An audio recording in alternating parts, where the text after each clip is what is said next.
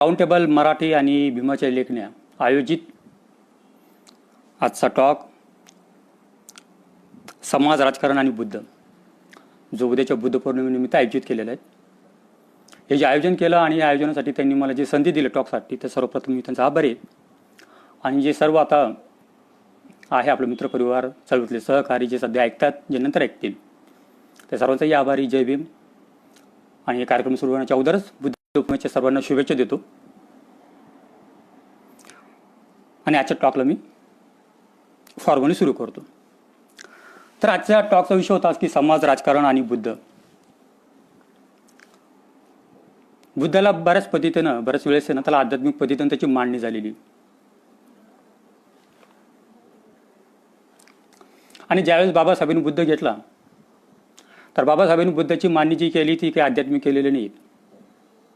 बुद्ध हा भौतिक विकासाचे प्रश्न, ज्या समस्या असतील, राजकारण असतील, समाजकारण असेल, त्याची व्यवस्थित पद्धतीने त्याची उत्तर देऊ शकतो असं बाबासाहेबांना वाटलं आणि त्यांनी तशी मांडणी केलेली. म्हणून बुद्ध की कार्ल मार्क्स हे बाबासाहेबांनी जो त्याचं भाषण आहे जे पुस्तक रूपामध्ये प्रकाशित झालं, त्यामध्ये बाबासाहेबांनी स्पष्ट पद्धतीनं पहिल्या वाक्यापासूनच सुरुवात केलेली की बुद्ध कशा पद्धतीने आपल्या भौतिक समस्या ज्या आहेत त्या समस्यांचं निराकरण करू शकतो. कारण की बऱ्याच जणांना असं अवघड वाटतं की 2500 वर्षापूर्वीचा जो बुद्ध आहे तो आताचे प्रश्न, आताच्या समस्या ज्या आहेत त्याचं निराकरण करू शकतो का. मग ह्या प्रश्नाच्या उत्तराचा बाबासाहेबांनी शोध घेतला. मग बुद्ध के कार्ल मार्क्स आलेले आहेत. त्यानंतर बुद्ध आणि त्यांचा धम्म आहेत.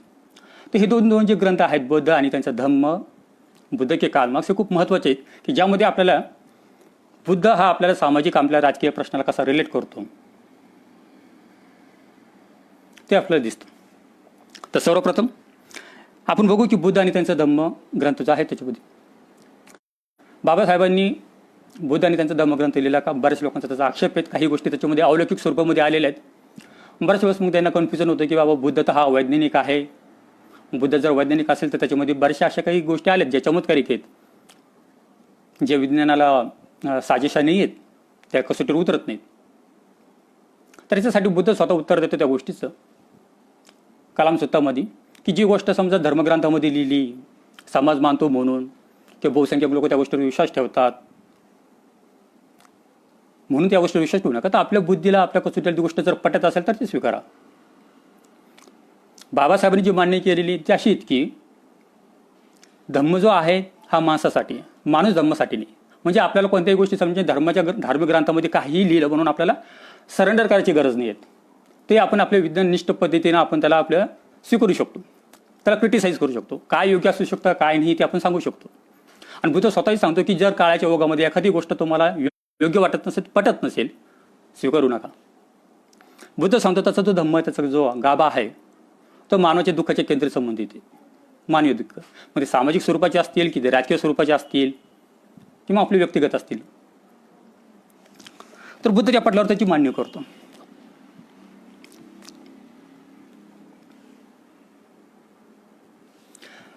आता बऱ्याच वेळेस आपल्याला असं वाटतं की बुद्धाला आपण कसं रिलेट करायचं.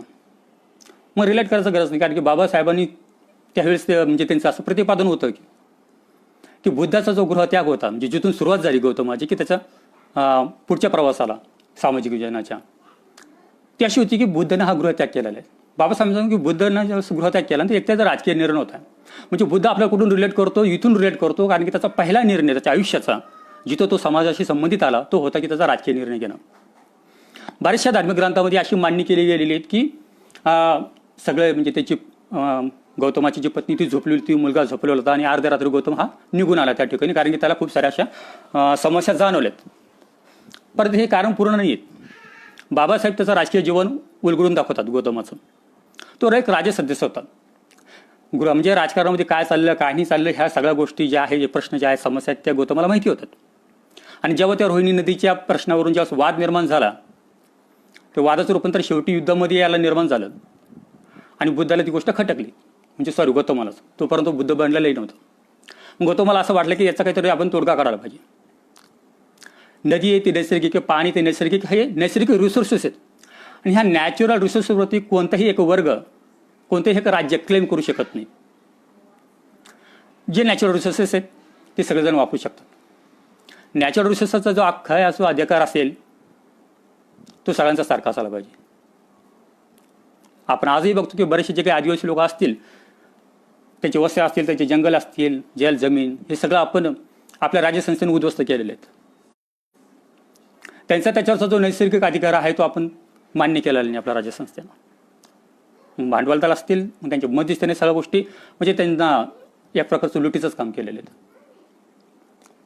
तर हे तेव्हापासून महत्त्वाचं की बुद्धाने तो निर्णय घेतला, राजकीय निर्णय होता. नॅचरल रिसोर्सवरती सगळ्यांचा सारखा अधिकार असायला पाहिजे हे बुद्धाचं मत होतं. आणि युद्ध होऊ नये या गोष्टीसाठी म्हणून बुद्धाने गृहत्याग केला. तो सर्वात पहिले राजकीय निर्णय होता.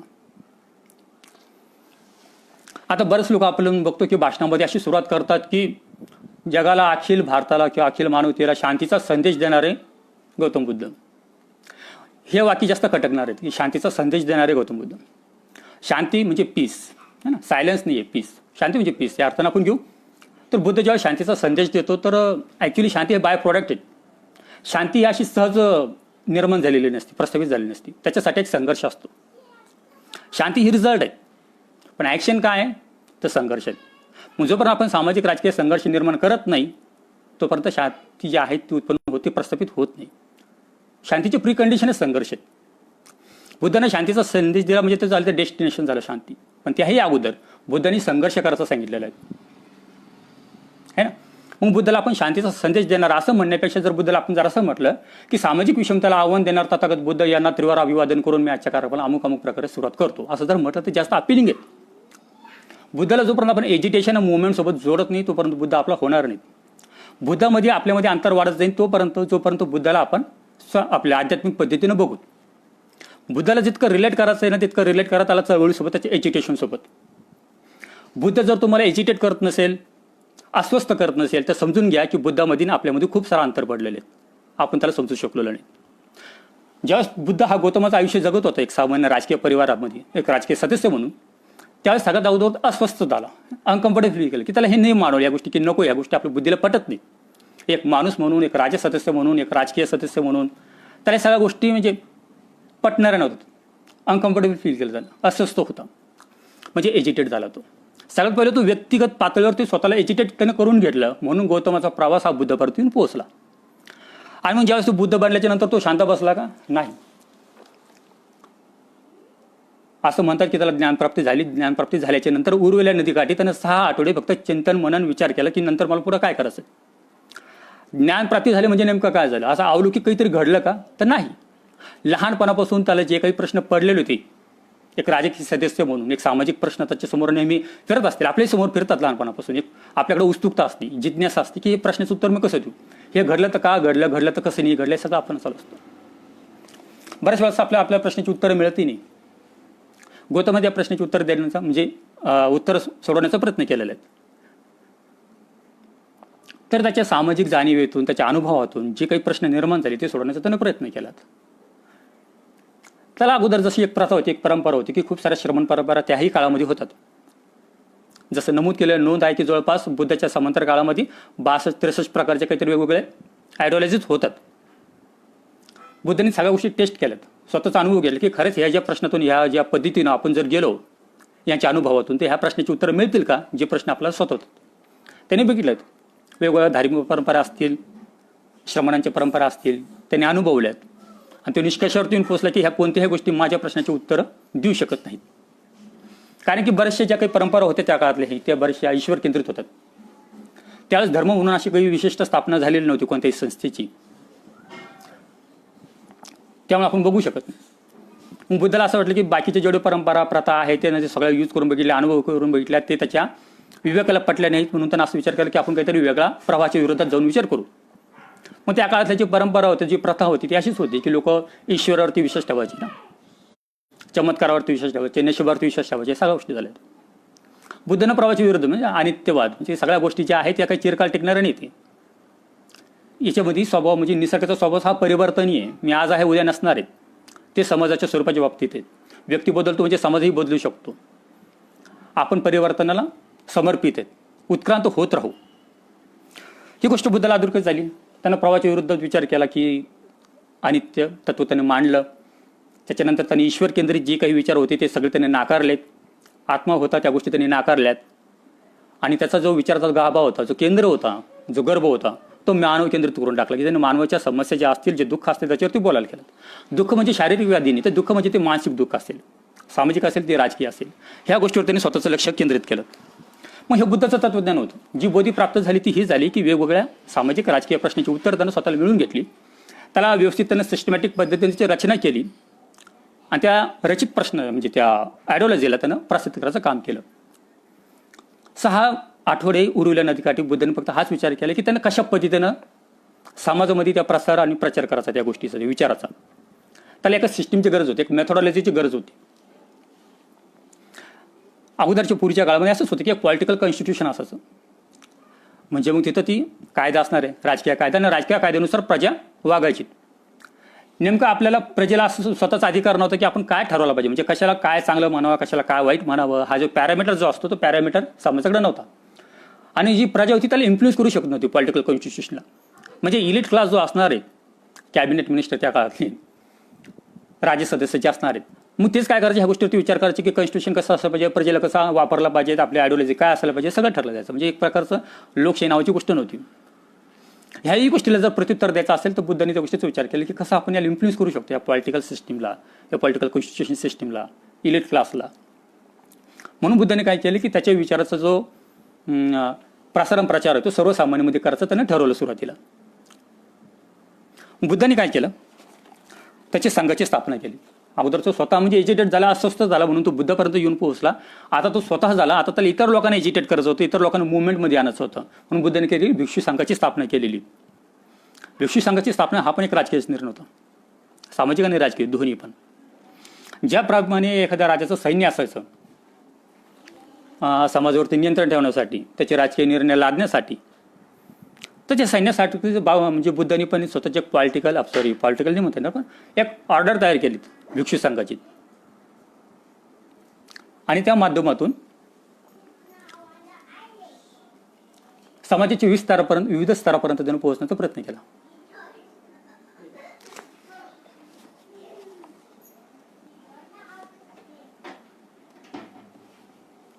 विविध स्तरापर्यंत पोहोचण्याचा प्रयत्न केला समाजाच्या.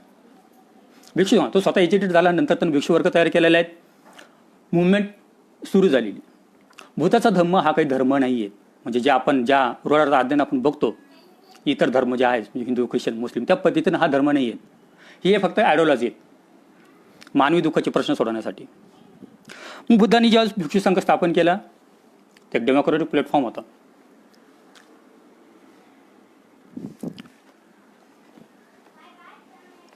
आणि या भिक्षू संघाच्या माध्यमातून त्यांनी काय केलं बुद्धांनी की सोशल रिकन्स्ट्रक्शन जे आहेत ते करायचा प्रयत्न केलेले आहेत.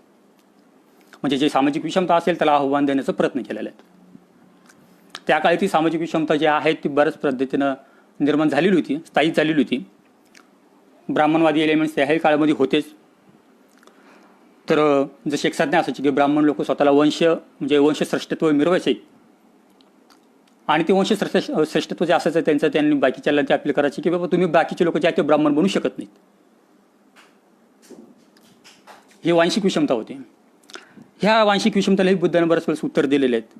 त्यांची त्या संज्ञा ज्या असतील, त्या संकल्पना असतील, त्यांच्या मोडीत काढल्या नवीन संकल्पना बुद्धांनी निर्माण केलेल्या आहेत. जसं ब्राह्मण वर्गाबद्दलच घेऊ, ब्राह्मण हे लोकांनी वांशिक संज्ञा ठरवली, तर बुद्धांनी ती गोष्ट जी आहे ती सांकेतिक ठरवली, ज्ञानिक ठरवली. म्हणजे बुद्ध जे आहे ते पंडित वर्गामध्ये जे म्हणतात धम्मपदामध्ये की ब्राह्मण कोणाला म्हणायला पाहिजे की ज्याच्याकडे प्रज्ञा आणि शील आहे, असा जो कोणी व्यक्ती असेल तो ब्राह्मण. याच्यामध्ये त्याचा जन्माचा, त्याचा वंशाचा कुठं काहीही संबंध येत नाही. म्हणजे ज्याच्याकडे प्रज्ञा असेल, ज्याच्याकडे शील असेल तो ब्राह्मण, तो कोणीही होऊ शकतो. ज्यावेळेस बुद्ध धम्मप्रवचन करायचे आणि त्यांनी बघितलं की समोर सारिपुत्त आणि महामोदगल दोघं जण येतात सोबत, आणि बुद्धाने असा उपदेश म्हणजे उद्धृत केलं, म्हणजे सांगितलं सर्व बाकीचे भिक्खूंना की बघा ते 2 ब्राह्मण तरुण येत आहेत. मग त्याचं असं वर्णन केलं त्यांचं गौतमाने म्हणजे बुद्धाने. आता बुद्ध असा होता की ज्यांनी समोरच्याचे चेहरे बघितले आणि सांगितले की हा ब्राह्मण येत आहेत. म्हणजे ज्या बुद्धानं म्हणजे त्याचा एखादा वंश, एखादा वर्ग ह्या गोष्टीला बुद्ध बाजूला सारतो. म्हणजे विषमतेच्या विरोधात ज्याने लढाई सुरू केली तोच कोणाचे तरी चेहरे बघून असं म्हणेल का की हा 2 ब्राह्मण तरुण माझ्याकडे येत आहेत म्हणून? हे शक्यच नाही. ज्यावेळेस बुद्ध असं म्हणतो की ते ब्राह्मण आहे, त्याचा अर्थ ते प्रज्ञा आणि शील या संदर्भाने तो बोलत असतो. जर प्रज्ञा आणि शील जर असेल कोणत्याही व्यक्तीकडे तो ब्राह्मण होऊ शकतो. मग खूप सारे अशी उदाहरणं आहेत की जे भिक्खू संघामध्ये आलेत, जे विविध जातीचे असतील, खालच्या जातीच्या टप्प्याचे असतील, ज्यांना बुद्धाने असं वर्णन केलं की यांच्याकडे प्रज्ञानशील आहेत. आणि ही जी टर्म्स आहे, ही जी टर्मिनॉलॉजी आहे, ही त्या काळात एवढी पॉप्युलर, एवढी लोकप्रिय झाली.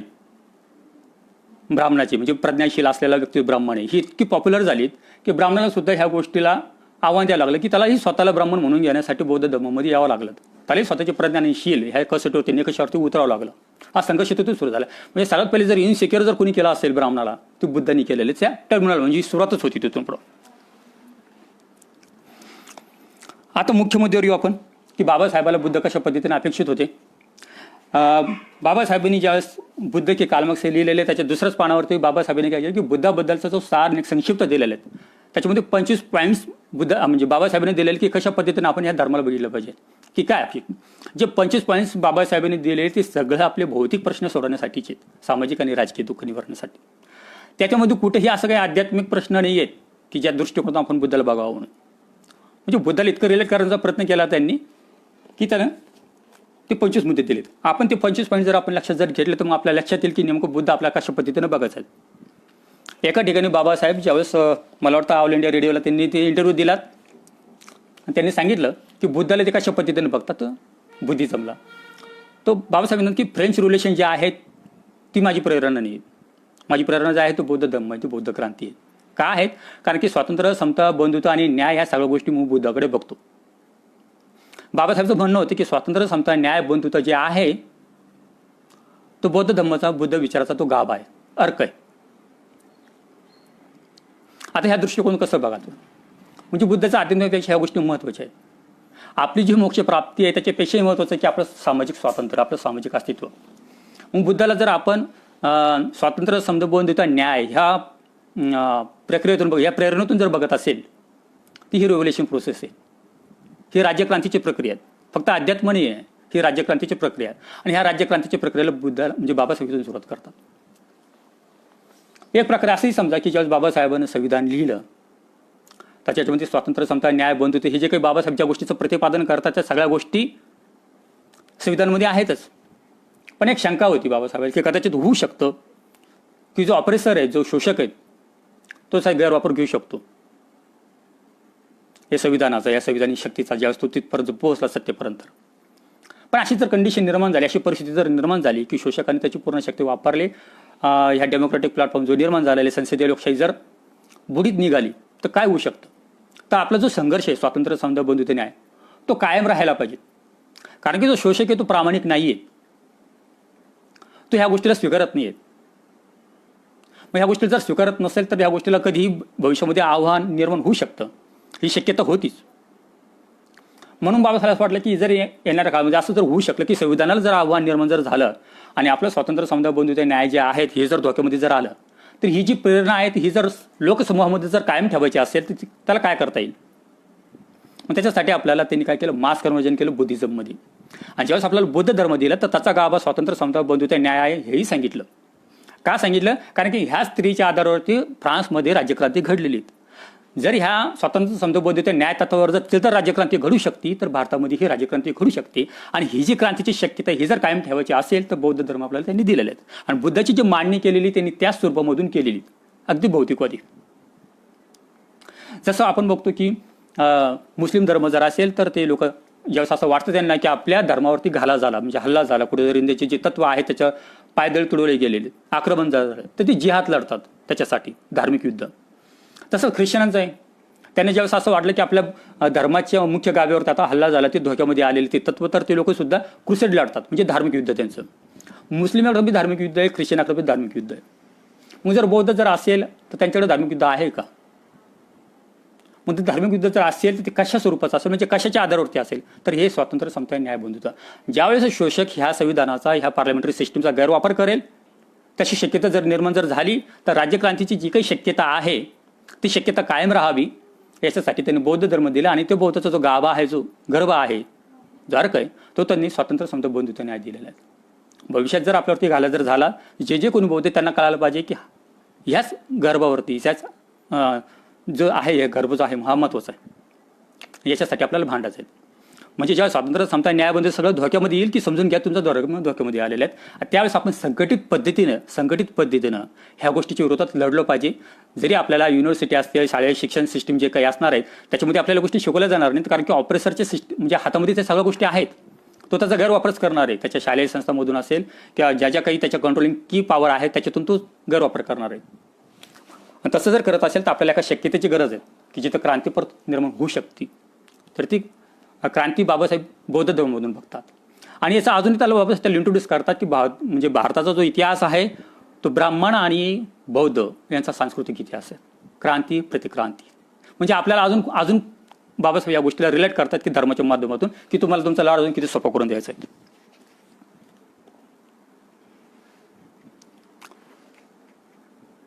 आता बुद्ध धम्म आहेत, कन्व्हर्जन झालं 56ला.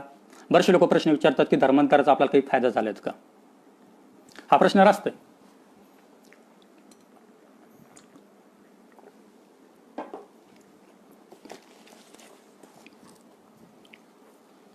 धर्मांतराचा फायदा आपल्याला किती झालेला आहे.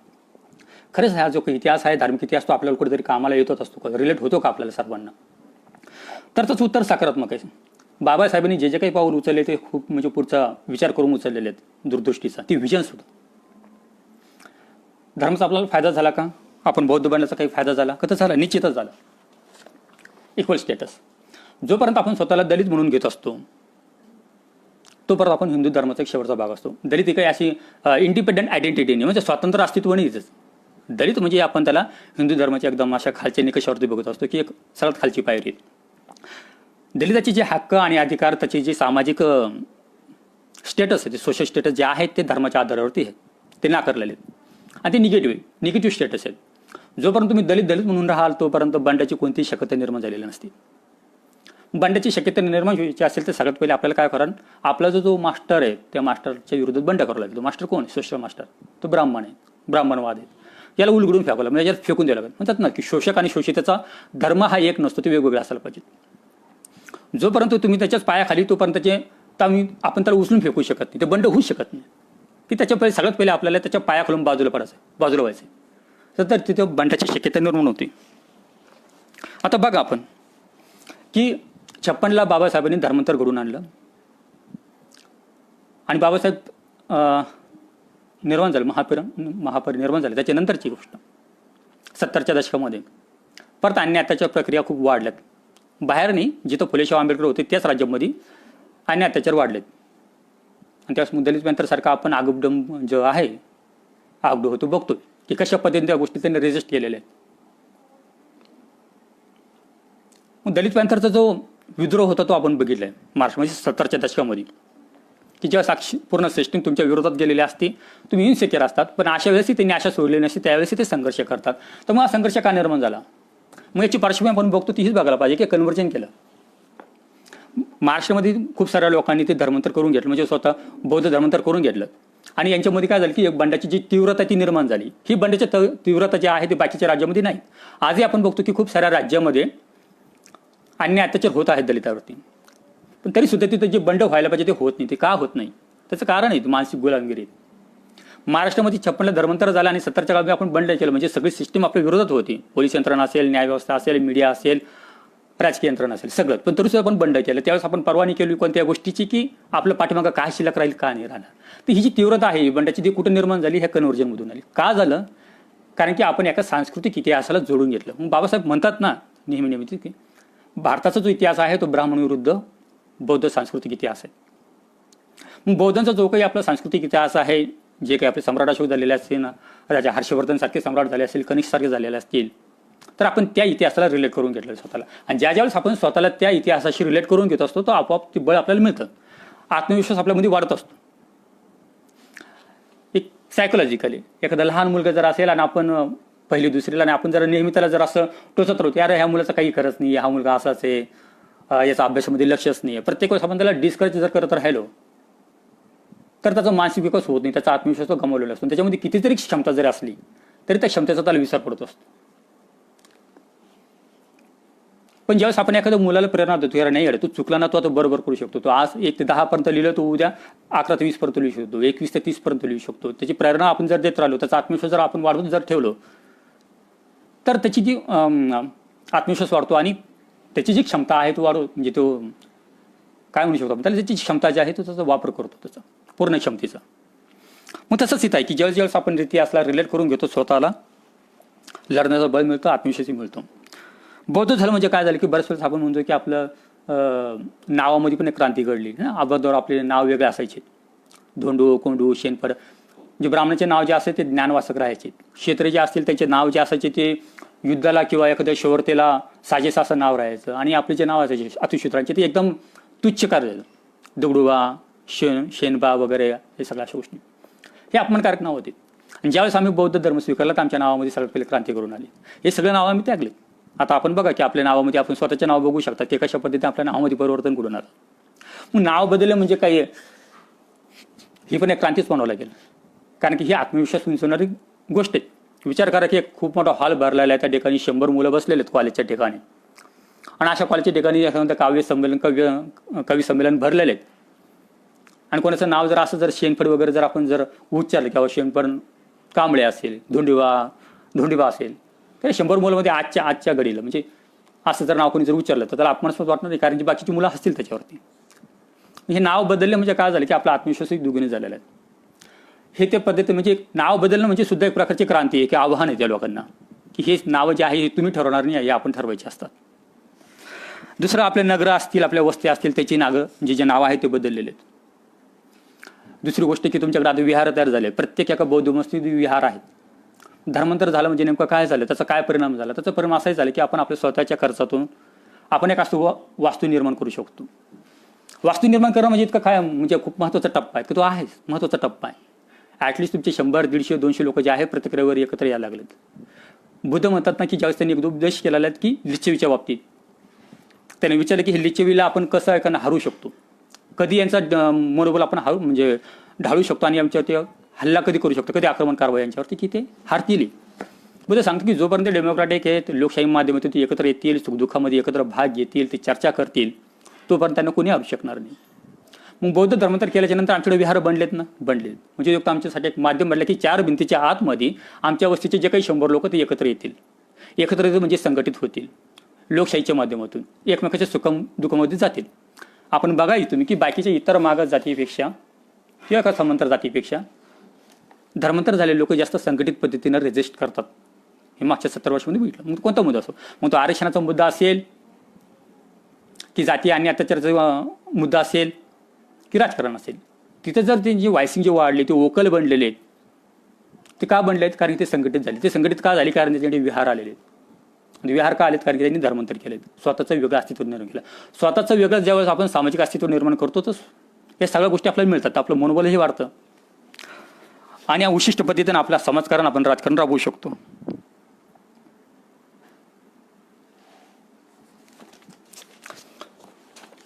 बुद्ध झालं म्हणजे अजून दुसरं काय भागवू शकतो? धर्मांतराची पण बऱ्याचशा गोष्टी आहेत की ज्याचा समाज राजकारणावरती परिणाम होतो. आपण बघतो की मुस्लिम असेल, हिंदू असेल, तरी खूप मोठं वोट बँक पण आहे. म्हणजे धर्म तर आहे पण हे वोट बँक सुद्धा आहेत.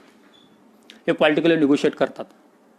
आणि भारतामध्ये जर बघायला गेलं तर मुस्लिम आणि हिंदू या 2 धर्मांच्या ध्रुवीकरणावरती भारतात पूर्ण राजकारण अवलंबून आहे. मुस्लिम संघटित आहे, भले त्यांची लोकसंख्या 15 ते 16% जरी असले तरी संघटित आहे आणि ते पॉलिटिकली निगोशिएट करू शकतात. आपल्याकडे पण असंच व्हायला पाहिजे होतं. पॉलिटिकल निगोशिएट करण्यासाठी आपली काही वोट बँक आहेत का? भारतामध्ये जर बघायला गेलं एससीच्या जाती जर बघायला गेलं महाराष्ट्रामध्ये ते 59 जाती आहेत. भारतामध्ये अशा शेकडो हजारो जाती आहेत. मग या कशाच्या आधारावरती एकत्र होतील? जोपर्यंत आपली सोशिओ कल्चरल आयडेंटिटी एक होत नाही, कॉमन होत नाही, तोपर्यंत आपण आपली वोट बँक तयार करू शकत नाही. आणि वोट बँक जर तयार करू शकत नसेल तर आपण सत्तेत येणार नाही.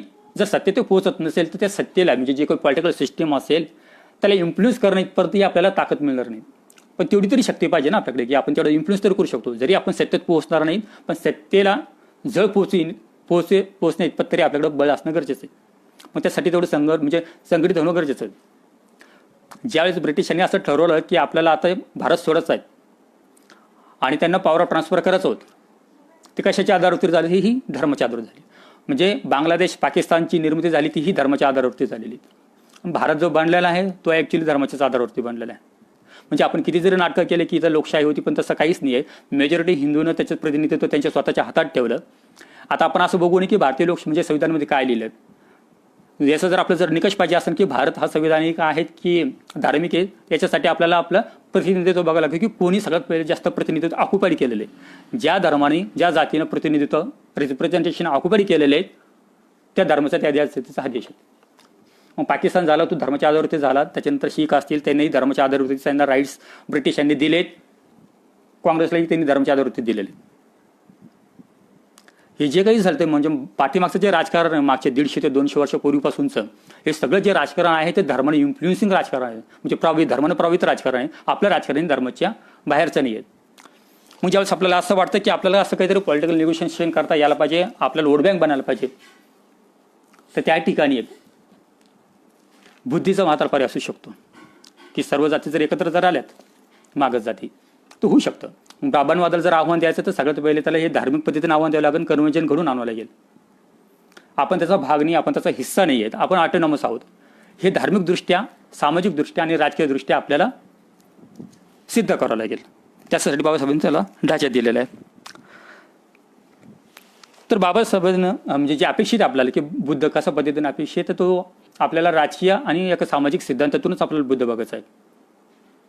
त्याच्या प्रश्नाचे उत्तर आपल्याला त्याच पद्धतीने बघायची. ज्यावेळेस बाबासाहेब आपल्याला असं म्हणतात की ना त्यांनी जे असलेलं बुद्ध की कार्ल मार्क्स, तर बाबासाहेबांनी बुद्ध की राम किंवा कृष्ण किंवा मोहम्मद पैगंबर आणि जीसस येशू ख्रिस्त असं नाही लिहिलं. का लिहिलं? कारण की बुद्धाला तिथपर्यंत नव्हतं, म्हणजे त्या आध्यात्मिक क्षेत्रामध्ये बुद्धाला ठेवायचं नव्हतं. तर त्यांना अशा पद्धतीनं असं होतं की अशा व्यक्तीसोबत त्याची तुलना झालेली की जो सामाजिक राजकीय समस्येला प्रश्नाला समजू शकतो. आणि त्याच पद्धतीनं म्हणजे त्याच पातळीवरती बुद्धही म्हणजे बुद्धालाही आणलं आणि त्याच्या स्वरूपातून आपण या सगळ्या प्रश्नाची उत्तर मिळू शकतो का, हा बाबासाहेबांचा प्रयत्न होता. तर मला असं वाटतं की आपल्याला ज्या वाटतं की बुद्धाची धार्मिक क्रांती, तर बुद्धाची धार्मिक क्रांतीचा जो गाभा आहे तो स्वातंत्र्य समता बंधुतेने आहे, हे थोडक्यात आपण समजून घ्यावं. आणि यातून आपल्याला आपले सामाजिक राजकीय प्रश्न कसे सोडवता येईल त्याच उद्देशानं आपल्याला बुद्धाकडे बघू शकतात. आपण याला एक सोशल कल्चरल आयडेंटिटी म्हणून सुद्धाही बघू शकतो. आणि जगामध्ये म्हणजे बाबासाहेब सांगतात की ज्या ज्या ठिकाणी राज्यक्रांती घडल्या म्हणजे राज्यक्रांती घडून आलेल्या त्याच्या अगोदर त्या ठिकाणी धार्मिक क्रांती सुद्धा घडून आलेल्या आहेत. म्हणजे आपण इराण हा जो काही भाग बघू अरबचा, तोही अगोदर त्या ठिकाणी एक धार्मिक क्रांती घडली, नंतर राजकीय क्रांती घडली. बुद्धांनी अगोदर सामाजिक क्रांतीचा धार्मिक क्रांतीचा पाया रचला, त्याच्यानंतर सम्राट अशोक म्हणजे त्यांच्या 150-200 वर्षाच्या नंतर राज्यक्रांती घडून आली. मग आपल्याला जर असं वाटतं की आपल्यालाही बुद्धिस्ट प्रिन्सिपल म्हणजे स्वातंत्र्य समता बंधुता न्याय हे जे काही तत्व असतील याच्या आधारावरती जर क्रांती घडून यायची असेल तर आपल्याला आपला तसा सामाजिक पाया निर्माण करावा लागेल, तर ते शक्य होऊ शकतं. आता ह्याच तत्वानुसार आपण बघतो की ब्राह्मणवादींनी मागच्या 100 वर्षापासून तेच केलं. हिंदू नावाचा कोणताही धर्म नसताना त्यांनी हिंदू नावाची एक कोट आयडेंटिटी तयार केली, ज्याच्यामध्ये त्यांनी हजारो जातीला असं भासवलं की ते हिंदू आहेत. हा कार्यक्रम सुरू झाला 1920 पर्यंत आणि 2020 पर्यंत 100 वर्षामध्ये त्यांनी हिंदू नसलेल्या लोकांना हिंदू आहे म्हणून भासवलं आणि 100 वर्ष त्यांनी धार्मिक क्रांती घडवून आणली. त्यामध्ये त्यांनी असं काही अपेक्षा ठेवली नाही की 10 वर्षामध्ये ते सत्तेमध्ये येतील म्हणून. याच्यासाठी त्यांनी 100 वर्ष वाट बघितली 1920 पासून तर आताच्या 2020 पर्यंत. आणि आपण आता बघतो की सध्याचं राजकारण कोणत्या दिशेला चालले. याच्यासाठी त्यांनी 100 वर्ष त्यांची मेहनत वाया घातलेली आहे. त्यावेळेस जाऊन त्यांना आताचं जे मोदीसारखे जे कट्टर हिंदुत्ववादी जे आहेत सरकार, असं सरकार त्यांना निर्माण करतात. जर आपल्याला असं वाटत असेल की आपल्याला ही क्रांती घडवून आणायची असेल तर आपल्याला हे पुढचं 10, 20, 50 वर्षाचं विजन पाहिजे असतं, तेवढा संयम पाहिजे असतो. तर मग असं नाही होणार की आपण 5 वर्षासाठी कोणत्या तरी गोष्टी एखाद्या राजकीय पक्षासाठी काम करायचं, मग ते इलेक्शन्स येईल ते त्याच्यामध्ये आपल्याला सक्सेस मिळणार नाही आणि मग परत आपल्याला असं वाटेल की यार आपण फेल गेलो, आपलं परत कॉन्फिडन्स डाऊन होईल. तसं नाही. आपली जी लढाई आहे ती पंचवार्षिक नाही आहे, तर आपली लढाई जी आहे ती पुढच्या 25 वर्षासाठी, पुढच्या 50 आणि पुढच्या 100 वर्षासाठी आहे. ज्यावेळेस आपण क्रांती प्रतिक्रांती हे शब्द बोलत असतो, ही चळवळीबद्दल बोलत असतो, ही प्रतिक्रांती जी आहे, क्रांती जी आहेत ही काही 5 वर्षाच्या टप्प्यामध्ये घडणार नाही, ही चिरकाल घडत असते. पण याचा परिणाम कधी कधी 25, 50 आणि 100 वर्षाच्या नंतर घडून येत असतो. त्यावेळेस ज्यांनी कोणी RSS सारख्या संघटना स्थापन केल्या असतील 1924-25ला, त्यांनी असे वाटलं नसेल की 5-10 वर्षामध्ये सगळं घडेल म्हणून. त्यांनी पुढचा विचार केला होता 100 वर्षापूर्वीचा. आज त्यांनी सक्सेस मिळालं. आता आपल्याला असं वाटतं की पुढच्या 50 वर्षामध्ये काहीतरी बदल घडून यायचं आहे, त्या अपेक्षेनं आपल्याला काम करायचं आहे. आणि अशा अपेक्षेनं जर काम करायचं असेल तर आपल्याकडे विजन असणं खूप गरजेचं आहे. आणि हे विजन आपल्याला फक्त राज्यक्रांतीचंच नाही तर त्याच्यासाठी एक सामाजिक क्रांतीचं पण विजन असणं गरजेचं असतं. ज्याला आपण म्हणतो ना कल्चरल रिव्होल्युशन गरजेचं आहे, तर हे कल्चरल रिव्होल्युशन आणायचं आहे. आपलं साहित्य असेल, आपलं एंटरटेन मीडिया असेल, है ना, आपलं सांस्कृतिक कार्यक्रम असेल, म्हणजे धर्म म्हणजे बौद्ध धर्माचा प्रसार प्रचाराचा कार्यक्रम असेल, या सगळ्या गोष्टी म्हणजे धर्म, साहित्य, एंटरटेन मीडिया आणि आपली आर्थिक चळवळ सुद्धा, ह्या सगळ्या गोष्टीला आपला कॉम्बो पॅक बनावा लागणार आहे. विविध चळवळी आपल्याला ज्या आहेत त्या राबवाव्या लागणार आहेत आणि मग त्याचा एक फ्लो तयार होईल कल्चरल रेव्होल्युशनचा. त्याच्यानंतर मग पुढच्या 25, 50, 100 वर्षामध्ये आपल्याला अपेक्षित जो रिझल्ट आहे तो बघायला मिळेल. तर मला असं वाटतं की बुद्ध पौर्णिमेनिमित्त हे दरवर्षी होत राहील जयंती सोहळा जो आहे, तर हे चिरकाल जे आहे ती रिव्होल्युशनची प्रोसेस आहे, चळवळ आहे, ती कंटिन्युअस प्रोसेस आहे. आणि बुद्धाला स्वतःला जसं अस्वस्थ करून घेतलं तर आपण स्वतःला अस्वस्थ करून घ्यावं की आपणही स्वतःला एजिटेट करून घ्यावं, तर आपण मुवमेंटचा भाग बनू शकतो. तर अस्वस्थ होणं खूप गरजेचं, एजिटेट होणं खूप गरजेचं आहे आपल्याला. आणि बुद्धाला बघताना आपण त्याच दृष्टीने बघायला पाहिजे, रिव्होल्युशनच्या दृष्टिकोनातून. कारण की गौतम बुद्ध हा प्रवाह जो आहे तो पण ॲक्च्युली रिव्होल्युशनचाच पार्ट आहे ना. तिची बीज आहे, ती क्रांती उत्क्रांत झालेला आहे. तसं प्रत्येकानं मला असं वाटतं बुद्धग्रह त्याच अपेक्षेनं बघायला पाहिजे आय थिंक. तर मी इथं थांबतो. तर काही प्रश्न असतील, काही जर समजला नसेल तर तुम्ही शंका विचारू शकतात पुढचे 10-15 मिनटं.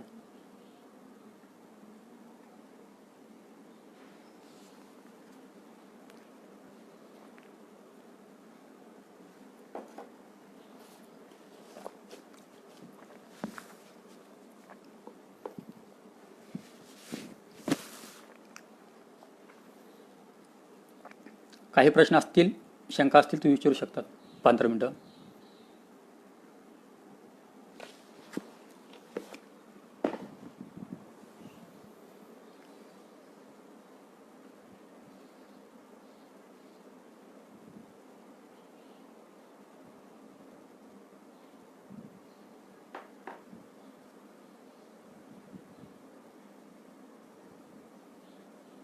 ओके,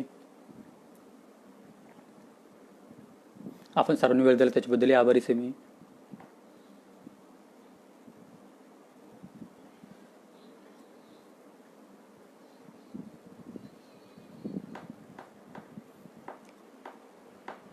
काही प्रश्न असतील विचारत चला.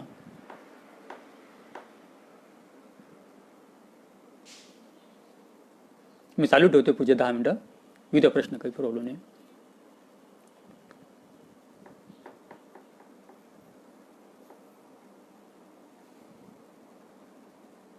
काही हरकत नाही, नंतर बघू शकतो आपण परत रेकॉर्डेड व्हिडिओ.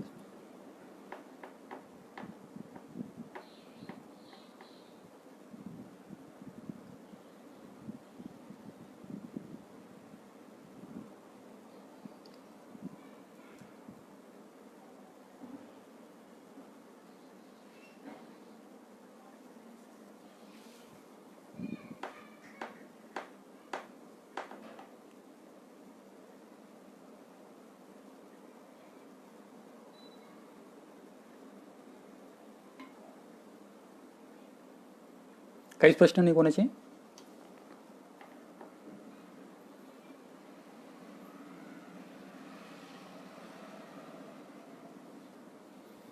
बौद्ध धर्मामध्ये सुद्धा अंधश्रद्धा आहेत.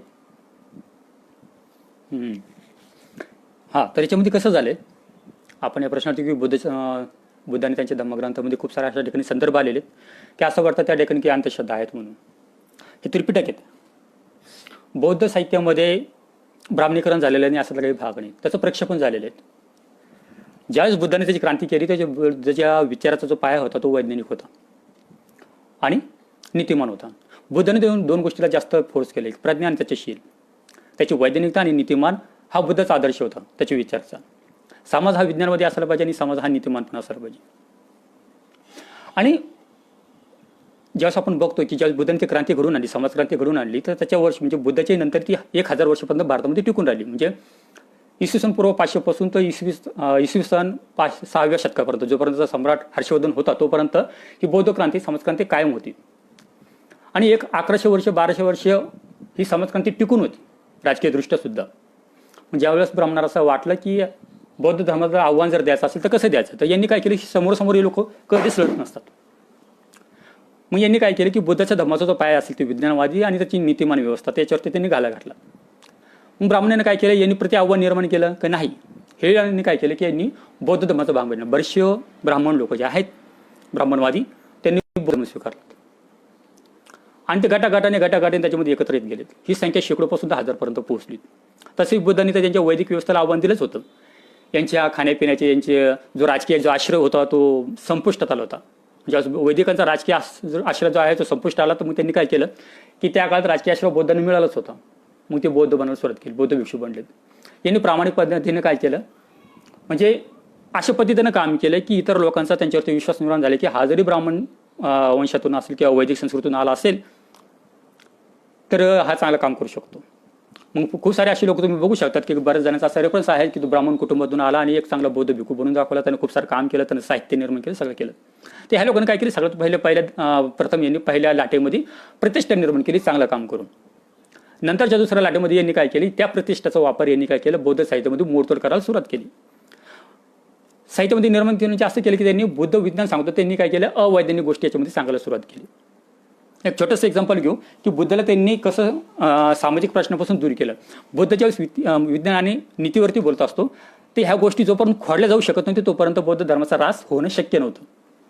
आता बघा की भरपूर ठिकाणी तुम्ही ऐकलं असेल की बुद्धाला असं दाखवलं की त्याच्याकडे 32 लक्षणं होती. हे 32 लक्षणं काहींना असं दाखवलं की त्याचे कान हे खांद्यापर्यंत लागून होते, त्यांचे हात जे आहे ते पायाच्या गुडघ्यापर्यंत होते आणि हातावरती स्वस्तिक होतं, आपलं छातीवरती स्वस्तिक होतं, त्यांचं तळपाय मोठं होतं. हे सगळं असं काहीतरी कारण सांगतात ते. तर काय ॲक्च्युली काय की बुद्ध म्हणजे काही वेगळा नव्हता, तोही आपल्यासारखाच माणूस होता. जोपर्यंत आपल्याला असं वाटतं की हा समोरचा व्यक्ती म्हणजे जो लिडर्स असतो ज्याला आपण मानतो ना, जोपर्यंत आपल्यातला आहे तोपर्यंत आपण त्याचं ऐकतो. पण ज्यावेळेस बुद्धाला काय यांनी काय केलं की त्याला आपल्यापासून त्याला अवलौकिक बनवलं, म्हणजे आपल्यापासून त्याला तोडण्याचा प्रयत्न केला त्यांनी, की मग त्याला अवलौकिक दाखवण्याचा प्रयत्न केला. बुद्ध सांगतात की म्हणजे प्रत्येक व्यक्ती हा बुद्धत्वापर्यंत पोहोचू शकतो. हे म्हणजे काही वेगळा जन्म घ्यावा लागत नाही त्याच्यासाठी. एक सायकोलॉजिकल रिव्होल्युशन्स आपल्यामध्ये घडून आलेलं. मग जोपर्यंत बुद्धाचं विज्ञानाशी आपला संबंध तोडत नाही तोपर्यंत या गोष्टी शक्य नव्हतात. हे बुद्ध असताना म्हणजे बुद्ध हयात असतानाच खूप वेळेस महायानी लोक जे आहेत म्हणजे ज्यांचा उद्देश होतो तोपर्यंत नव्हता झाला तयार. तर यांनी अशा काही गोष्टी प्रचलित केल्यात की ज्या बुद्धाच्या विचारात नव्हत्या आणि ह्या गोष्टी बुद्धाच्या कानापर्यंत पोहोचल्या नाही असं पण नाही. म्हणून बुद्धांनी एका ठिकाणी सांगितलं, आलारकॉल सत्तामध्ये मी सुरुवातीला सांगितलं की ज्या ज्या गोष्टी तुम्हाला असं वाटतात की ह्या विज्ञानाच्या आणि नीतिमान व्यवस्थेच्या म्हणजे विचाराच्या कसोटीवरती उतरत नाही त्या गोष्टी स्वीकारू नका म्हणून. जर एखादी गोष्ट विज्ञान आणि नीतीच्या तत्वावरती येत असेल म्हणजे कसोटीवरती उतरत असेल पोहोचत असेल तरच ती गोष्ट आपल्याला स्वीकारायची. तर ज्या ज्या तुम्हाला आपल्याला असं वाटतं की ह्या गोष्टी सगळ्या अंधश्रद्धाचा भाग आहेत तर बुद्धाचाच कोट त्या ठिकाणी वापरावं की विज्ञान आणि नीतीमध्ये हे जर बसत नसेल तर हा भाग बुद्धिझमचा नाही आहेत. म्हणजे ह्या गोष्टी म्हणजे बुद्धाला अपेक्षित नाही आहेत. कोणती अशी गोष्ट म्हणजे जी ईश्वर केंद्रित असेल, चमत्कारिक असेल आणि जी मानवी दुःखाला सामाजिक राजकीय जीवनाला ती अधोरेखित जर करत नसेल अशी कोणतीही गोष्ट बुद्ध स्वीकारू नका म्हणून स्पष्ट सांगतात. इतर धर्मांमध्ये जर बुद्ध धम्म राबवायचा असेल तर काय केलं पाहिजे. इतर धर्मामध्ये तसं बघायला गेलं तर आपण जर संविधान बघायला गेलं तर जे काही गोष्टी बुद्धांना अपेक्षित होतात त्या संविधानाच्या माध्यमातून आलेल्या आहेत. आता याच्यामध्ये असं असतं की आपण कोणाला म्हणजे तलवारच्या बळावर करतात. आपली जी क्रांती ती ज्ञान क्रांती आहे ना. बुद्धांनी तुम्ही बघायला की कशा पद्धतीनं बुद्धानं सगळ्यात पहिले तुम्हाला सामाजिक जीवन जे आहे राजकीय जीवन आहे ते समजून घ्यावं लागेल. असं होणार नाही की आपल्याला भांडून ते धर्म पसरायचं आहे म्हणून. बुद्धाचे विचार हे सामाजिक आणि राजकीय विचार आहेत. तर आपल्याला अशा साहित्याची निर्मिती हे करावं लागणार आहे की जिथं बुद्धाचे सामाजिक आणि राजकीय जीवनाचे जे आहेत ते कशा पद्धतीने आपण ते प्रश्न सोडू शकतो, आदरीकृत करू शकतो, ह्या पद्धतीने आपल्याला ती मांडणी करावं लागेल त्याच्यामध्ये. तर बुद्ध धम्म राबवण्यापूर्वी आता बाबासाहेब जसं सांगतात की प्रज्ञा आणि शील ह्या दोन गोष्टी खूप महत्त्वाच्या आहेत आणि आपण स्वतःला कसं आयडेंटिफाय करायला पाहिजेत बौद्ध लोकांनी. म्हणजे आपली काय सोशल आयडेंटिकल असणार आहे. तर बाबासाहेब म्हणतात की शील जे आहेत आपलं ते शील आपल्या असं पद्धतीने असायला पाहिजे की या व्यक्तीला बघून कोणीतरी म्हटलं पाहिजे की हा व्यक्ती बौद्धच आहे म्हणून. तर शील म्हणतात की पब्लिक किंवा प्रायव्हेट जो मॉरल ऑब्लिगेशन आहे आपलं त्याला आपण शील म्हणावा. मग प्रायव्हेट आणि पब्लिक मॉरल ऑब्लिगेशन्स काय ते आपण समजून घ्यायला पाहिजेत. बुद्धाच्या सामाजिक राजकीय जीवनाला किंवा त्या जे नीतिमान व्यवस्था आहे बुद्ध समजतो की आपल्याला ती व्यवस्था म्हणजे आपलं जे ध्येय आहे ते नीतिमान व्यवस्था निर्माण करण्याचं आहे. संघ परिवारासारखा उद्देश ठेवण्यासाठी संघटित होणे पण गरजेचं आहे. पण समाजात विषमता वाढत आहे. याच्यासाठी संघ परिवाराचा उद्देश ठेवण्याची काहीही गरज नाही. आपल्याला जर असं वाटतं की एखादा आयडियल एखादा मॉडेल आपल्याला समोर असायला पाहिजे तो बुद्ध आहे ना. बुद्धांनी संघाची निर्मिती केलेली आहे. तोच आपला आयडियल तेच मॉडेल आहे. तर संघाचा हा ॲक्च्युली निगेटिव्ह मॉडेल ते घेण्याची काही गरज नाही. आपल्याला जर असं वाटतं की चिकाटी असायला पाहिजे, पेशन्स असायला पाहिजे, संघटित असायला पाहिजे त्याच्यासाठी बुद्ध वाचव. बुद्धांनी कशा पद्धतीने लोकांना संघटित केलं. आता आपण असंही बघा की संघटित करताना बुद्धांनी कशा पद्धतीने इन्स्पायर केलं समोरच्याला. एका प्रसंगामध्ये असं झालं की ज्यावेळेस असं वाटलं की बुद्धाचे चुलत भाऊ जे आहेत आनंद वगैरे असेल की ते त्यांना असं वाटलं की आता आपणही दीक्षित व्हायला पाहिजे. ज्यावेळेस ते बुद्धाकडे आले तर त्यांनी काय केलं, त्यांच्यासोबत एक उपाली पण होता जो की न्हावी होता. आणि उपाली जो होता तर हा त्यांची सेवा करायचा राज्य सदस्यांची, ह्या राजकुमार लोकांची. ज्यावेळेस हे दीक्षा घ्यायला तिथपर्यंत आले बुद्धापर्यंत, ते ह्या राज्य सदस्यांनी काय केलं, यांचं प्रिव्हिलेज वापरलं का? नाही. यांनी काय केलं की बुद्धाला अशी याचना केली, विनंती केली की उपालीनं हा आतापर्यंत आमची सेवा करता आलेला आहे, आपला नोकरच होता आणि तो तसंही खालच्या जातीच्या खालच्या स्तरातून येतो, तर सगळ्यात पहिले याला धम्मदीक्षा द्या उपालीला, त्या न्हाव्याला, म्हणजे तो आमचा सिनियर बसेल आणि जो धम्म आहे आम्ही त्याच्याकडून स्वीकारू. मग बुद्धाने अगोदर उपालीला दिली, जो की न्हावी होता, जो की त्यांची सेवा करायच्या राजकुमारांची. आणि त्याच्यानंतर त्यांनी काय केलं की आनंद आणि त्याची बाकीचे इतर चुलत भाऊ आहेत त्यांना धम्मदीक्षा दिली. ते स्वतःचं जे प्रिव्हिलेज आहे ते सगळ्यात पहिले त्यांनी त्यागलं, आहे ना. डिकास्ट होणं, आपण आता डिकास्ट होणं तशी सोपी गोष्ट नाही आताच्या काळामध्ये, बरेच लोक तसं दावा करतात, पण असं नाही. मग आपण तसं म्हणतो की आपल्याला जर संघ परिवार म्हणजे आपलं संघटित होण्यासाठी, आहे ना, आपली युनिटी जर बनवण्यासाठी आपल्याला एका आयडियाची गरज आहे, तर आयडियल आपल्याला आहे ना बौद्ध संघ, तर आपण तिथे येऊ शकतो की कशा पद्धतीनं बुद्धांची रचना केलेली संघाची, त्याचा डेमोक्रेटिक प्लॅटफॉर्म आहे का.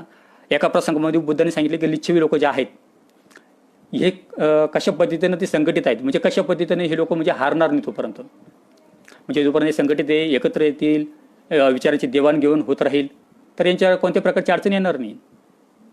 तर आपल्याला एखाद्या निगेटिव्ह ऑर्गनायझेशनची, एखाद्या निगेटिव्ह नकारात्मक संघटनेचा आदर्श घेण्याची आपल्याला काहीही गरज नाही आहे. बुद्धासारख्या आणि बुद्धांनी जी निर्माण केलेली जी संघभावना, त्याच्यातून आपण आदर्श घेतो जे बिलकुल सकारात्मक आहेत. आणि आता हे बघा की आपण का संघटित होत नाही, हे प्रश्नाचे उत्तर आपल्याला मिळाले पाहिजे की संघटित न होण्याच्या आपल्याकडे कारण काय, का नाही होऊ शकत आपण. रिपाईसारखे पक्ष असतील किंवा दलित पॅंथरसारखे असतील की ज्यांच्या 10-20 संघटना तयार झालेल्या आहेत, का झाल्या त्या?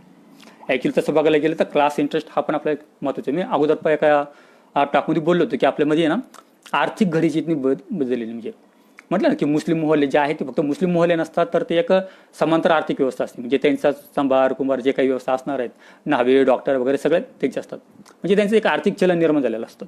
ते फक्त धर्माच्या आधारावरती संघटित नाही झालेले आहेत, तर त्यांच्या आर्थिक गरजा निर्माण करण्याची क्षमता त्यांच्यामध्ये आहेत म्हणून ते संघटित आहेत.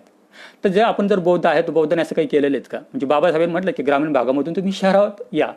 शहरामध्ये जर आपण जर असतं, ग्रामीण भागामध्ये कशी एका गावामध्ये 10-15 घर असतील, पण तेच जर आपण शहरामध्ये जर आपले 300-400 घरं तयार होतील, म्हणजे जसे मुस्लिम मोहल्ले आहेत त्यांची एक समांतर अर्थव्यवस्था चालवतात, तशी आपणही चालू शकलो असतो. म्हणजे आपल्यामध्ये जर असं काही क्लास इंटरेस्ट जर निर्माण, इकॉनॉमिक इंटरेस्ट जर निर्माण झाला असता तर आपणही संघटित होतो. आपलं संघटित न होण्याचं कारण म्हणजे की आपल्या आर्थिक आणि भौतिक गरजा आपण निर्माण करत नाही. विचार करा ना, आपल्या स्वतःच्या शाळा आहेत का, जसं अल्पसंख्याक मुस्लिमांच्या असतील, शिखांच्या असतील, जैनांच्या असतील, नाही आहेत. आपल्या स्वतःच्या बँक्स आहेत का, नाही आहेत. का नाही आहेत? तर त्याचं कारणच आहे. म्हणजे आपल्याला जर असं वाटतं की आपल्याला धार्मिकदृष्ट्या आणि राजकीयदृष्ट्या जर संघटित व्हायचे, तर आपल्याला आर्थिकदृष्ट्या सुद्धा संघटित व्हावं लागेल. आपले भौतिक प्रश्न आपल्याला सोडवावे लागतील. एक छोटंसं एक्झाम्पल घेऊ आपण याच्यामध्ये पण, की कोणत्याही शहरमध्ये बघा तुम्ही, औरंगाबाद असेल, नाशिक, मुंबई, पुणे असतील, याच्यामध्ये जे रिक्षा चालक असतात ना, औरंगाबादला जवळपास 7,000 ते 8,000 रिक्षा चालक आहेत. आणि या 7,000 ते 8,000 रिक्षा चालकापैकी ना 2,000 ते 2,000 जे आहे ना एसटीचे रिक्षा चालक असतील, बौद्ध असतील किंवा एसटीचे बाकी लोक असतील. म्हणजे 2,000 लोक जे एसटी प्रवर्गामधून आले असतात ते रिक्षा चालवतात. म्हणजे 2,000 लोक हे बँकिंग चालू शकणार नाही का, ज्यांचं दररोजचं काही ना काही उत्पन्न असतं, तर याच्या पतसंस्था चालणार नाहीत का? यांच्यासाठी आपण काय करतो? हे फक्त मी एका रिक्षा चालकाचं उदाहरण दिलं. टपरी असतील, खूप साऱ्या टपरी वगैरे चालवतात. प्रत्येक शहरामध्ये 1,500 ते 2,000 टपरी चालवतात. आणि टपरी उद्योगामध्ये फक्त आपलेच लोक असतात, मागासवर्गीय एससी एसटी मधून आलेले लोक असतात. मग रिक्षा चालक सारखे 2,000 लोक असतील किंवा टपरी चालवणारे 2,000 असतील, छोटे मोठे उद्योग करणारे अजून 1,500. म्हणजे तुमचे छोटे मोठे उद्योग करणारे प्रत्येक शहरामध्ये 5,000 लोक सापडतील, जे की बौद्ध किंवा इतर मागासवर्गीय असू शकतात. मग याच्यासाठी आपण काही प्लॅन केला का? आर्थिकदृष्ट्या आपण याला संघटित केलं का? मग 5,000 लोक या ठिकाणी आर्थिकदृष्ट्या संघटित होतात, म्हणजे खूप मोठी बँकिंग होऊ शकते आपल्या याच्यामध्ये, फायनान्सिंग होऊ शकते.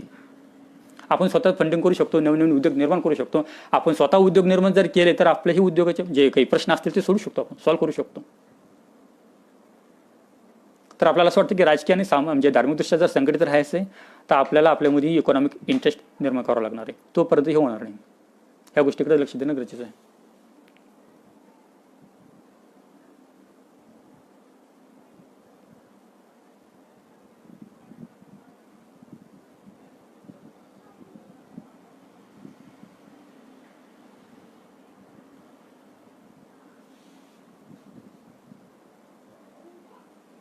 हो, बरोबर आहे. आर्थिक गोष्टी पण आपल्याला ध्यान लागेल, त्याच्याशिवाय आपण संघटित होणार नाही. आपल्या संघटित होण्याच्या पाठीमागची ते कारणच असतात, म्हणजे ती ग्रॅव्हिटी आहेत. कोणत्याही आपण आता जे काही मुस्लिम कंट्रीज असतील, बुद्धिस्ट कंट्रीज असतील किंवा ख्रिश्चन कंट्रीज असतील, त्याच्यामध्ये बी तेच आहेत.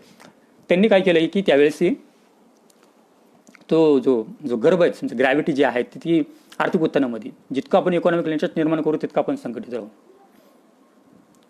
22 प्रतिज्ञांमधील फक्त दैववादाला विरोध करणाऱ्या प्रतिज्ञेवरती जास्त जोर दिला जातो, त्यावरतीच बोललं जातं. पण इतर प्रतिज्ञावरती जास्त मग दारू पिणारा नाही, खोटं बोलणार नाही प्रतिज्ञा पाहिजे असं प्रचार करण्यासाठी.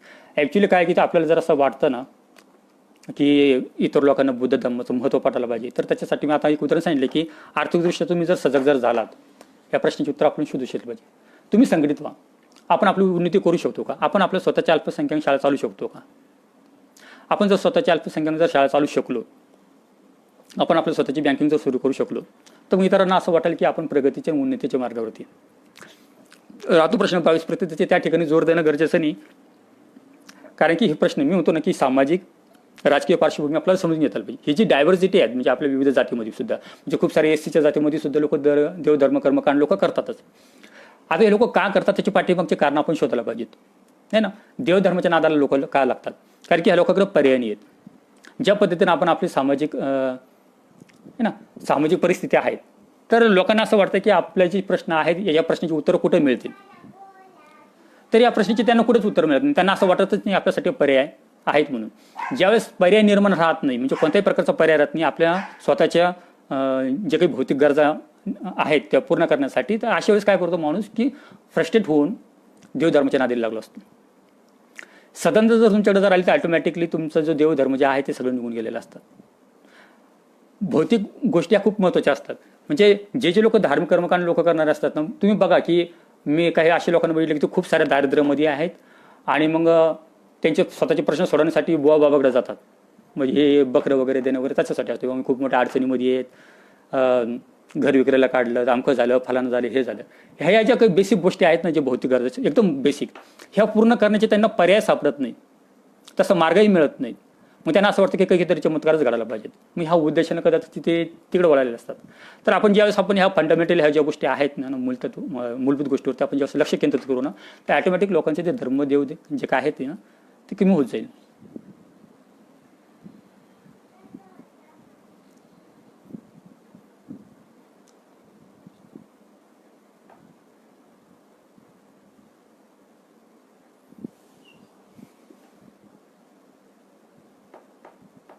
अजून काही प्रश्न की थांबायचं इथं?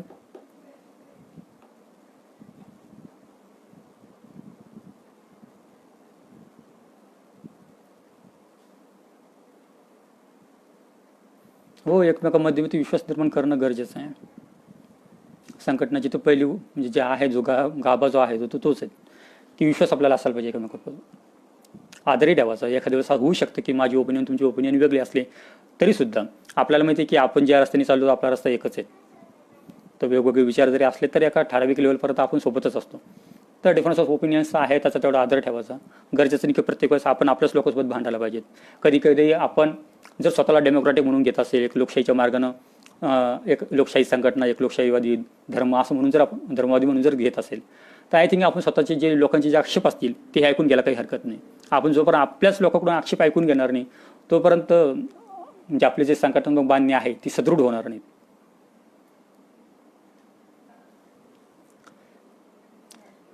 रिपब्लिकन पक्षाचे काय त्याच्याबद्दल काय बोलावं?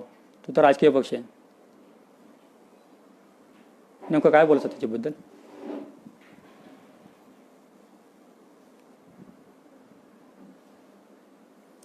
भारतातील बुद्ध आणि इतर देशातील फरक करता येईल का? हो, निश्चितच करता येईल. हा महत्त्वाचा पण प्रश्न आहे.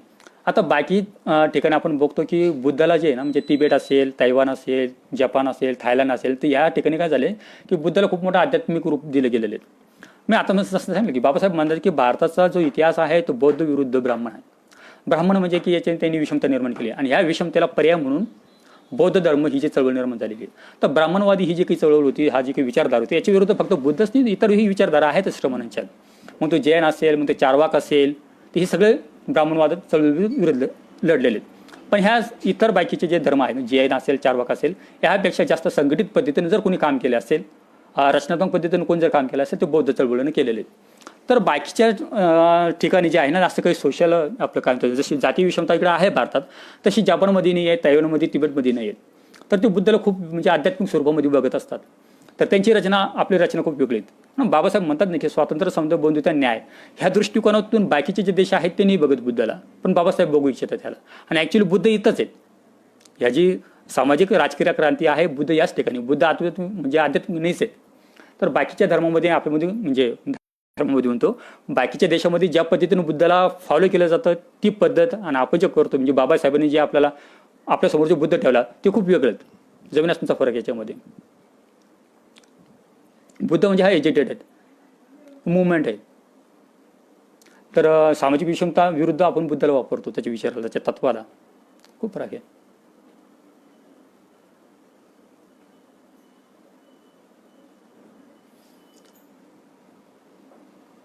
बौद्ध समाजातील पंचायत समिती आणि बौद्ध महासभा यामुळे निर्माण होणारी दरी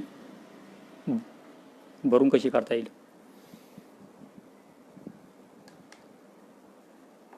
बौद्ध समाजातील पंचायत समिती म्हणजे कोणत्या समिती हे नाही कळालं मला. पंचायत समिती त्यांच्या असं कुठं स्पेसिफिक आहे का बौद्ध समाजातील पंचायत समिती?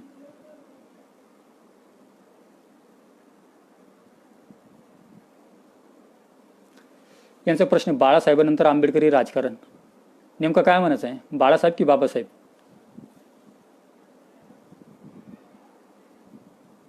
के राहुल, बाळासाहेबांनंतर आंबेडकरी राजकारण.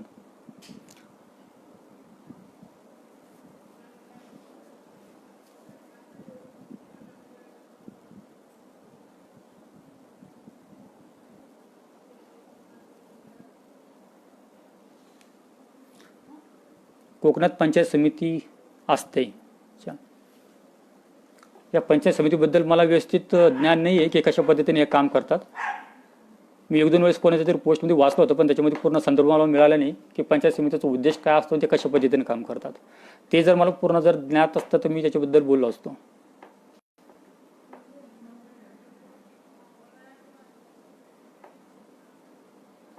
What about well educated and well established are वशुगर? हे बघितलेले खूप सारे लोक जे आहेत, जे आता मध्यमवर्गीय बनलेले, शिकलेले, सवरलेले आहेत, हे सुद्धा देवधर्म करत बसतात. आता याच्या पाठीमागचे कारण आता आपण असं म्हणू शकतो की एखादा व्यक्ती दारिद्र्यामध्ये आहे, त्याला त्याच्या प्रश्नांची उत्तर मिळत नाही, भौतिक गरजा पूर्ण होत नाही, तर अपर्यायाने तो धार्मिक गोष्टीकडे बोलतो, म्हणजे नवस वगैरे करतो. त्याला असं वाटतं इथून त्याला काहीतरी म्हणजे उत्तर मिळेल, त्याला पर्याय सापडले.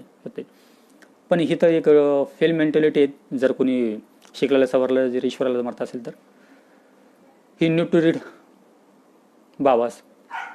तर बुद्धन बाबासाहेब वाचवा. तो शिकलेला सवरलेला म्हणजे तो वाचू शकतो, अभ्यासू शकतो. तर त्याला वेगळं आपण काय सांगू शकतो त्याला?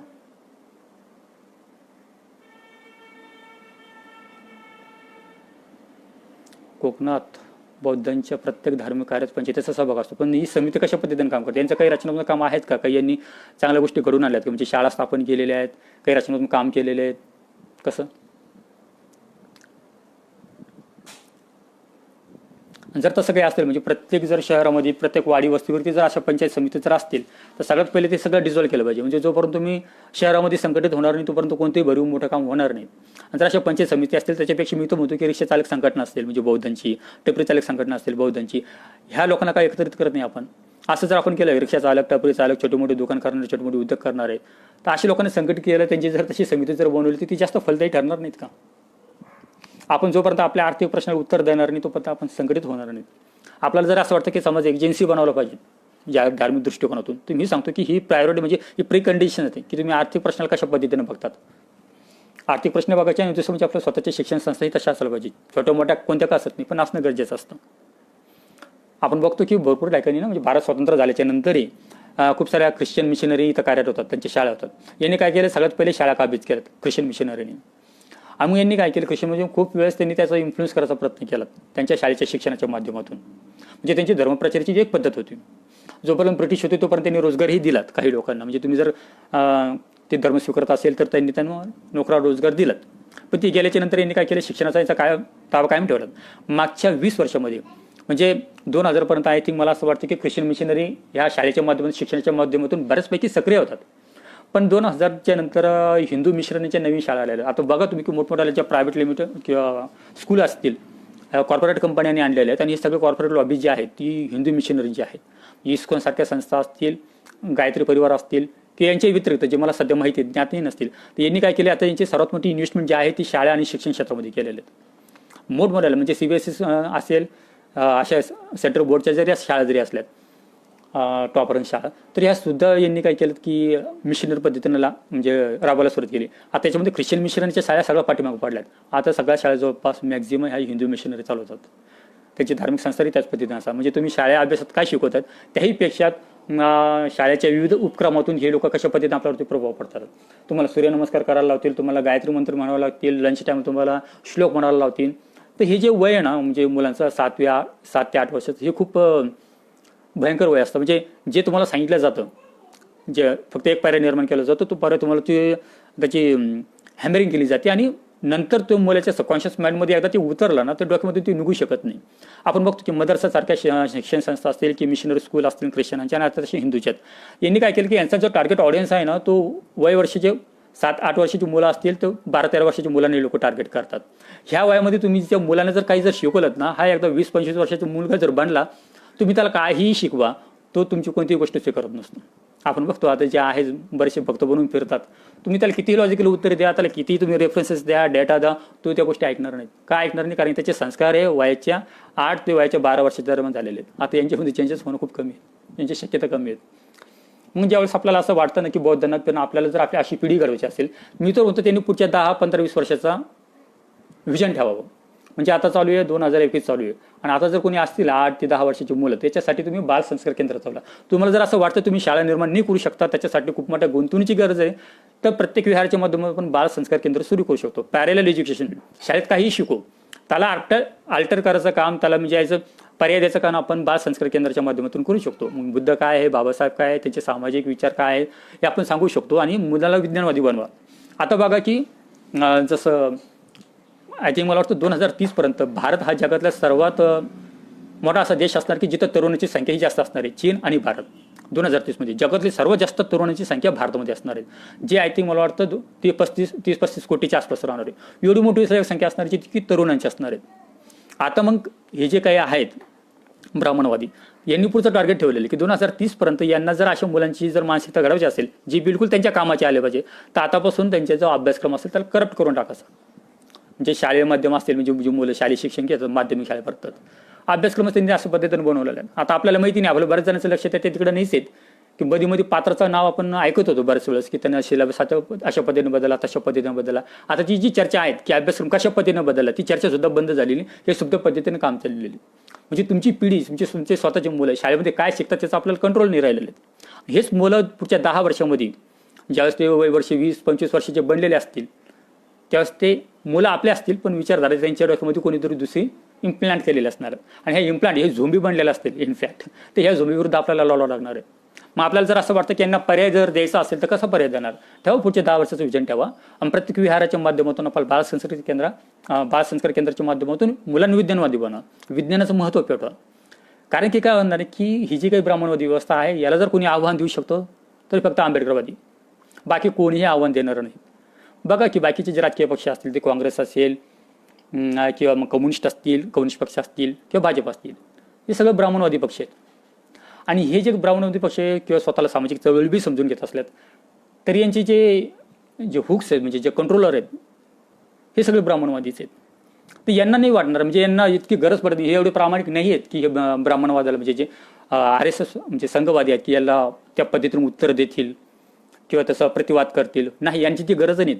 कारण की कसे करून ही जी सत्ता वगैरे आहे यांच्या हातामध्ये असणार आहे. Plan A, plan B, plan C या अमंग 3 असणार आहेत, ती बाकीच्या लोकांकडे असणार आहे ना. आता हे जे सोडलं आपण म्हणजे कम्युनिस्ट, काँग्रेस किंवा मग RSS, हे तिन्ही ब्राह्मणवादी पक्ष आहेत, तिन्ही ब्राह्मणवादी सामाजिक चळवळीत. फक्त एकच अशी चळवळ आहे आंबेडकरवादी चळवळ की जी ना ब्राह्मणाच्या हातामध्ये आहे, कोणाच्याच हातामध्ये आहे. मग 3 वेगवेगळ्या ब्राह्मणांचे हे शेप्स आहेत, आकार आहेत, त्यांचे फॉर्मॅट्स आहेत. याच्या विरुद्ध टक्कर देणं फक्त आंबेडकरवादी आहे. आणि पुढच्या 10 वर्षाचा जर विचार केला की ज्यावेळेस तरुणांची सगळ्यात जास्त संख्या असतील आणि सगळे तरुण भरकटले जातील, म्हणजे सगळं करप्ट माइंडेड असतील, त्यावेळेस त्याला कोण आव्हान देणार आहे? मग ते आव्हान कसं निर्माण करायचं आहे? मग त्याचा विचार आपल्याला करावा लागेल. म्हणजे अशी सिच्युएशन येणार आहेत की 2030 मध्ये हे सगळ्यांना म्हणजे जे मॅक्झिमम तरुण करप्ट झाले असणार आहेत, ब्रेनवॉश झालेले असणार आहेत, अशासाठी फक्त आंबेडकरवादी तरुण असतात की त्यांना उत्तर देतील. मग आपल्याला तशी तरुण तयार करायची. मग ते आतापासून करावं लागणार आहे. म्हणजे जे मुलं आता 10 वर्षाचे असतील, जे पुढच्या 10 वर्षामध्ये 20 वर्षाचे बनतील आणि ज्यांचा संबंध येईल की सामाजिक राजकीय जीवनाशी, मग हे मुलं आपल्या ताब्यामध्ये राहतील का, म्हणजे आपल्या नियंत्रणामध्ये असतील का, आपल्या विचारधारेचे असतील का, ह्या दृष्टिकोनातून विचार करणं गरजेचं आहे. तर खूप मोठं आपण जर शाळेमध्ये जर गुंतवणूक करत नसेल तर हे खूप गरजेचं आहे, किंवा ऑनलाईन क्लासेस सुरू करा, काही करता येईल.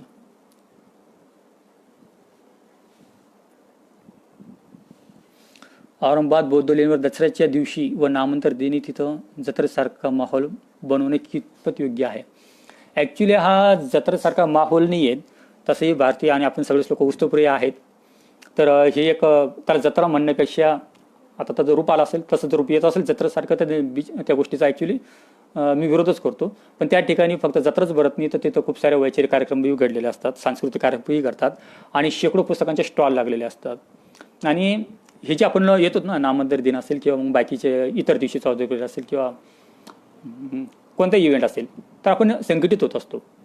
तर म्हणजे काउंटर कल्चरल पॉईंट ऑफ व्ह्यूनं जर विचार केला तर हे संघटित होणं, हे एकत्र होणं हे पण गरजेचं आहे. जत्रेचं स्वरूप बिलकुल मोडीत निघावं, त्या ठिकाणी कल्चरल प्रोग्राम्स होत असेल आणि ज्ञान प्रदान कोणत्या वैचारिक गोष्टी जर करत असेल त्याचं स्वागत आहे. संघटित होत असेल तो होऊ द्या त्याला. समाजात बौद्ध विहार बांधल्याने धम्म वाढवण्यासाठी उपयोग होईल का? आणि जर होत असेल तर बौद्ध विहार बांधण्यासाठी अटी काय असावेत?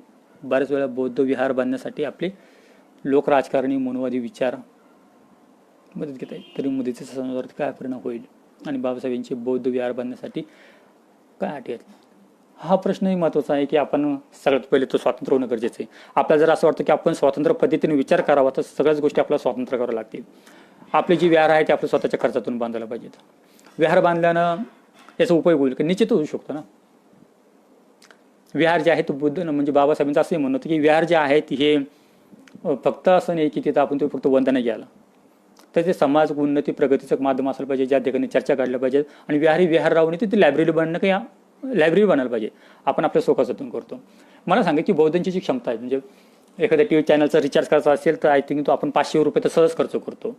मोबाईलचा रिचार्ज जर असेल आपलं कोणत्याही ना OTT प्लॅटफॉर्मचं, तर महिन्याला त्याच्यामध्ये 500 रुपये सहज खर्च होतात. म्हणजे प्रत्येक बौद्ध परिवार 1000 रुपये सहज खर्च करू शकतो. पण ह्या जर विहार जर बनत असेल ते विहार बनणार नाहीत का? आपल्या माध्यमातून बनू शकतात. विहार बनवा आणि फक्त विहाराला विहार ठेवणी, तर त्याला त्याचं एक अभ्यास केंद्रही बनवा. मला असं वाटतं की वर्ध्यामध्ये खूप चांगला प्रयोग होतो. अनुपकुमार सर म्हणून आहेत, तर सगळ्यांनी त्यांना फॉलो करते, बघा ते कशा पद्धतीने काम करतात. आणि विहाराचा उपयोग मुलामध्ये एक सायंटिफिक टेम्परामेंट निर्माण करण्यासाठी केलं.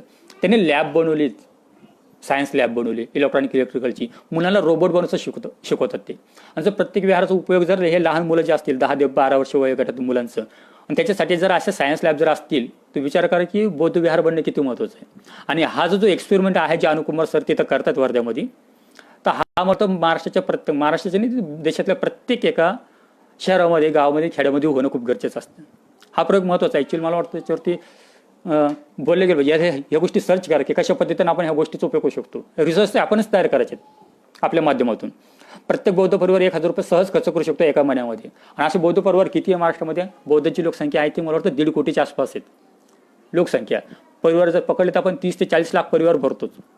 एकापैकी 1 लाख परिवारानं जरी 1,000 रुपये जर जमा जर केले तर खूप मोठे आपल्याकडं हे रिसोर्सेस जमा होऊ शकतात की ज्या माध्यमातून आपण विहार किंवा एक चांगल्या प्रकारचे सायन्स लॅब पण आपण बनवू शकतो. आणि जी मुलामध्ये अशी उत्सुकता निर्माण करतील सायन्स बाबतीतची.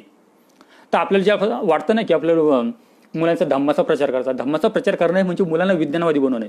तुम्ही जर तुमच्या मुलाला विज्ञानवादी बनवलं तर असं समजून चाला की तो बुद्धाचा अनुयायी बनलेला, वेगळं काही करायचं नाही आपल्याला. असं नाही की फक्त त्या ठिकाणी आपण धार्मिक कर्मकांड करणार, धार्मिक पद्धतीने रिच्युअल्स करणार, आणि तसं त्याला म्हणून तसं नाही. तुमचं विज्ञानवादी बनणं म्हणजे तुमचं बुद्ध बनणं असणं, म्हणजे बौद्ध बनणंच्या बरोबर असतं. तर हे मनोवादी लोक असतील किंवा बाकी जो कोणी राजकारणी असतील त्यांची मदत बिलकुलही येऊ नये, ते लाचारीचं काम करू नये. विहार छोटं का असत नाही, जिथं आपण 100 लोक बसतो तरी चालेल, पण विहार बनणं गरजेचं आहे स्वतःच्या खर्चातून. आणि ते बनत असेल तर मी जसं म्हटलं तर प्रत्येक रविवारी या, आपल्या धम्मावरती आपल्याच्या विचारावरती विचार करा, लॅब बनवा, त्याची लायब्ररी बनवा, त्याची सायन्स लॅब कसे तयार होतील. आपले खूप सारे तरुण आहेत ज्यांचं ते आय थिंक म्हणतं सायन्स बॅकग्राऊंड असतात. अशा लोकांनी मुलांनी जर पुढाकार जर घेऊन बाकीची जी मुलं आहेत त्यांच्यासाठी जर असे काही जर ऑपॉर्च्युनिटी निर्माण केली की जिथं मग सायन्स प्रदर्शन भरतील किंवा छोटे मोठे लेक्चर्स घेतील, सेमिनार घेतील, मुलामध्ये तशी जर उत्सुकता निर्माण केली तर आय थिंक खूप चांगल्या पद्धतीने त्याचा उपयोग होऊ शकतो.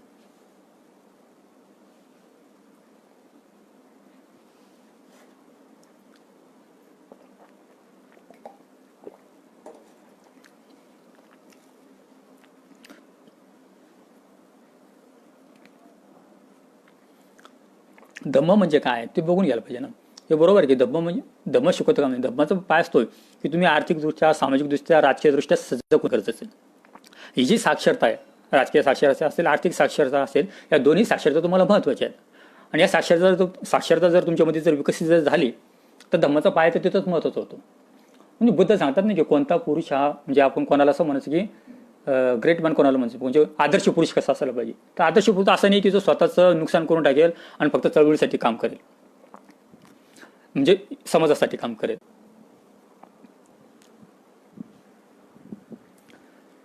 बुद्ध स्वतः सांगतात की सगळ्यात पहिले तुम्ही स्वतःला काहीतरी बनवा, है ना. तुम्ही जर स्वतःच्या पायावर उभे राहतात म्हणजे पहिले शिक्षण सोडून शिक्षण कंटिन्यू करा तुमचं आणि स्वतःच्या पायावर उभं राहा. म्हणजे बरेच वेळेस असं खूप वेळेस घडतं की आपल्यामध्ये आर्थिक साक्षरता नसते आणि आपण एका धम्माच्या विचारांना म्हणा, आंबेडकर विचारांना आपण पेटून उठतो आणि शिक्षण अर्धवट राहतं आणि आपण रोजगारीकडे, आपल्या मुख्य गोष्टीकडे लक्ष देत नाही, आपल्या आहे ना रोजगाराकडे, आणि आपण याच्यामध्ये येतो. मग त्यावेळेस काय होतं की तुमचं शिक्षणही पूर्ण नसतं आणि आर्थिकदृष्ट्याही तुम्ही सजग नसतात.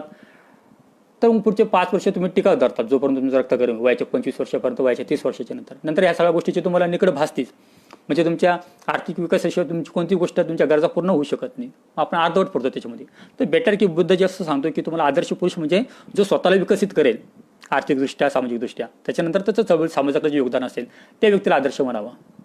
मग धम्म जर शिकवत असेल तर धम्माचा जर हा उद्देश असेल तर त्याच्यामध्ये काहीच वाईट नाही.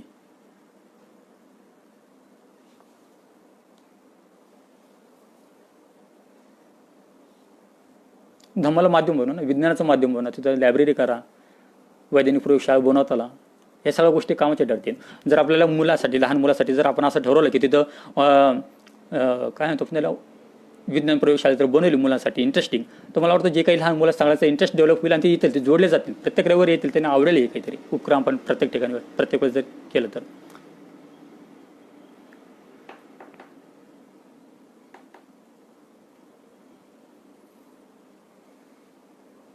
आय थिंक थांबूयात का आपण, प्रश्न जर संपले असतील तर.